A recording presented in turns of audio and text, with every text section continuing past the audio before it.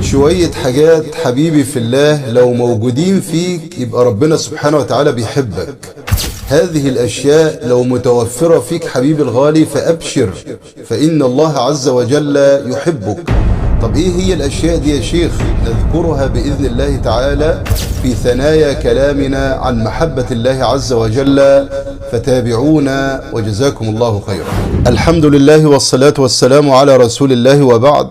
علامة محبة الله للعبد أن يقربه الله عز وجل من نفسه، وأن يحبب له طاعته، وأن يحبب له الإيمان به سبحانه وتعالى، وأن يكره له المعاصي، وأن يدفع الشواغل عنه، وأن يوحشه من غيره، وأن يحول بينه وبين ما يقطعه عنه، كما قال سبحانه وتعالى: واعلموا أن فيكم رسول الله لو يطيعكم في كثير من الأمر لعنتم ولكن الله حبب إليكم الإيمان وزينه في قلوبكم وكره إليكم الكفر والفسوق والعصيان أولئك هم الراشدون فضلا من الله ونعمة والله عليم حكيم. وإذا أحب الله عز وجل عبده ابتلاه، فإن صبر اجتباه، فإن رضي اصطفاه سبحانه وبحمده. وقد قال الشيخ محمد عويضة رحمه الله تعالى في فصل الخطاب: والعلامات التي إذا وجدت في العبد أو أحس بها تدل على أن الله يحبه. لو وجدت الحاجات دي حبيبي في الله في نفسك فاعلم أن الله عز وجل يحبك. أولا حسن التدبير له، فسبحانه وتعالى ربنا يعني يربيك من الطفولة على أحسن نظام، ويكتب الإيمان في قلبك، وينور لك عقلك، فيجتبيك لمحبته ويستخلصك لعبادته. فدائما تجد لسانك مشغول بذكر الله سبحانه وتعالى، وجوارحك مشغولة بطاعة الله تبارك وتعالى، فتجد نفسك متبع لكل ما يحبه الله عز وجل ويرضاه. كذلك يجعل الله عز وجل يجعلك نافرا من كل ما يبعدك عن الله سبحانه وتعالى. كل شيء يبعدك عن ربنا سبحانه وتعالى ربنا يخليك تبقى دايما كرهه مش حبه وبتبعد عنه.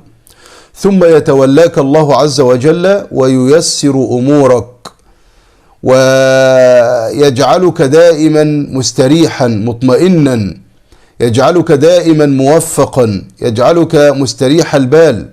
كذلك من علامات محبة الله لك أن يكون الله عز وجل رفيقا بك.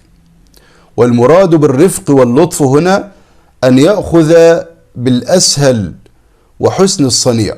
دايما الإنسان تجده يعني يسيرا بين الناس، لطيفا رقيقا، وصنيعه حسن.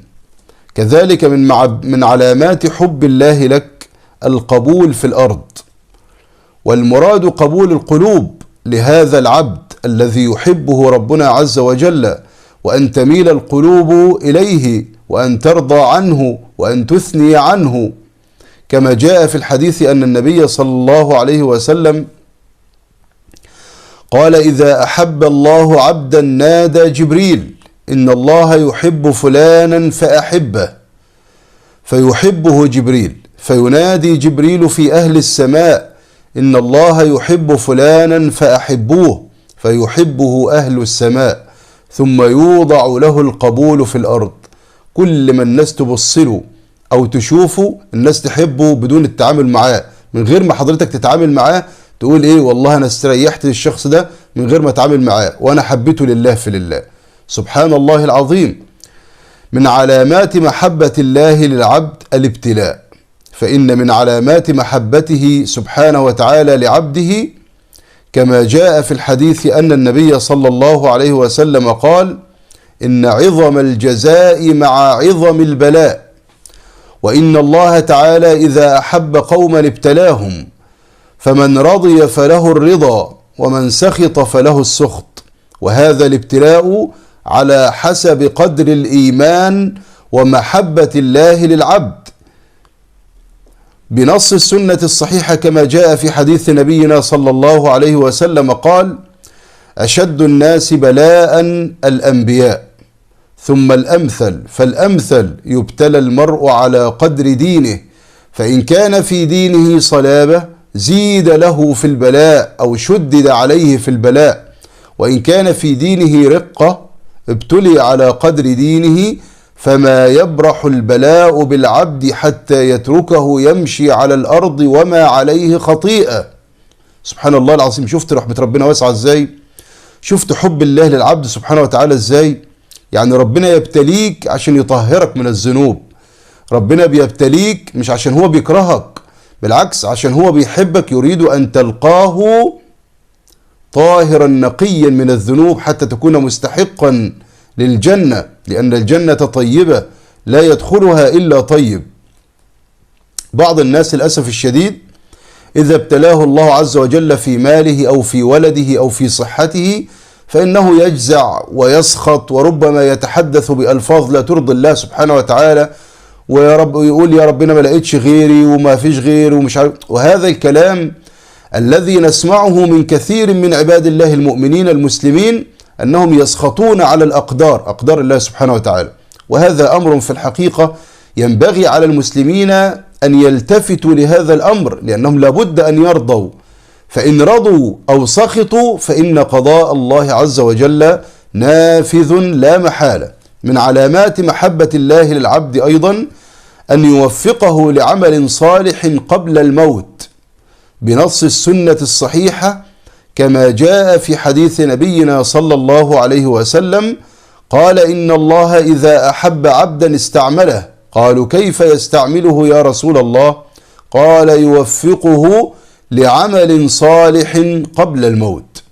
سبحان الله العظيم. هناك بعض الناس يموتون وهم يصلون، ومن الناس من يموت وهو صائم، ومن الناس من يموت وهو في قضاء حوائج الناس، ومن الناس من يموت وهو يطوف بالبيت في الحج والعمرة، ومن الناس من يموت وهو ذاهب إلى زيارة مريض، ومن الناس من يموت وهو يخدم والديه ويبرهما، ومن الناس والعياذ بالله يموت وهو على معصية فيبعث عليها يوم القيامة. فهذه كلمات ونصائح وعلامات تدل على محبة الله عز وجل لك، أن يوفقك الله عز وجل وأن يجعل في قلبك الرضا والطمأنينة. فهذه علامات إذا وجدتها في نفسك حبيبي في الله فاعلم أن الله عز وجل يحبك. أسأل الله تبارك وتعالى أن يرزقنا حبه وحب من يحبه وكل عمل يقربنا من حبه. وصلى الله على نبينا محمد وآله وسلم. وتابعونا في حلقات عدة نافعة بإذن الله تعالى. نسأل الله لنا ولكم القبول. اللهم آمين. سبحانك اللهم وبحمدك، نشهد أن لا إله إلا أنت، نستغفرك ونتوب إليك. دمتم في أمان الله ورعايته، والسلام عليكم ورحمة الله وبركاته.